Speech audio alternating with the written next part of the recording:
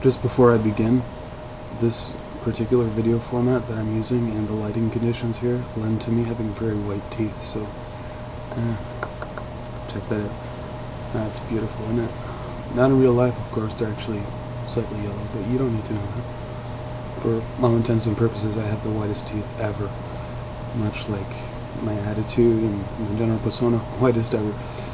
I just got back from coffee with my brother Nathan and my sister Kristen, and I think I have figured out why I sometimes feel like my life is unfolding with some sort of monotonous inevitability.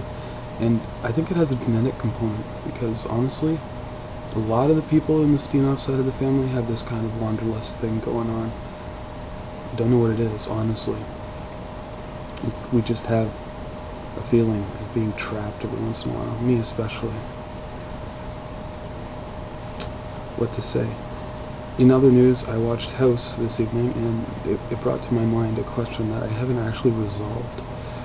The question is, if I were a doctor, and if I had a terminally ill patient who had decided that he or she wanted to end their life, what would I do? Would I assist them with ending their life, or would I not? And keeping in mind that it's a terminally ill patient, not somebody who's healthy and just wants to die, somebody who will inevitably die anyways, what would I do? I honestly don't know the answer to that question. Now, the first instinct in my good Christian boy heart is to say no, I would never, ever kill someone. But at the same time, I've never been in a situation where I've had to deal with someone who is suffering the unceasing agony of slowly dying. If I were in that situation, I think things would be different. I think a lot of things are different in a lot of different situations. You get to know people who are Episcopalian, and suddenly Episcopalians don't seem so bad. Trust me, they are. You know, if you know a few Episcopalians, they don't seem so bad, even though Episcopalian, who came up with that? You know a bunch of gay people, and suddenly being gay doesn't seem so bad. You know a bunch of transvestites, and well, that's just a freaky life you got going there, sunshine. In any case, I think when you become involved in any situation, it becomes difficult to separate your beliefs from the surroundings.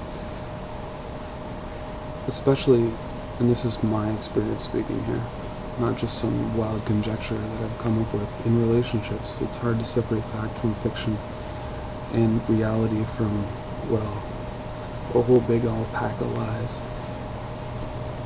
There's one quote from the show Firefly that's always struck me.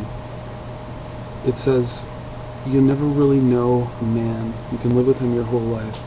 You can sit at his table, eat his meals, but you'll never really know him until the day you dangle him over the side of a volcano. Then you will truly meet the man.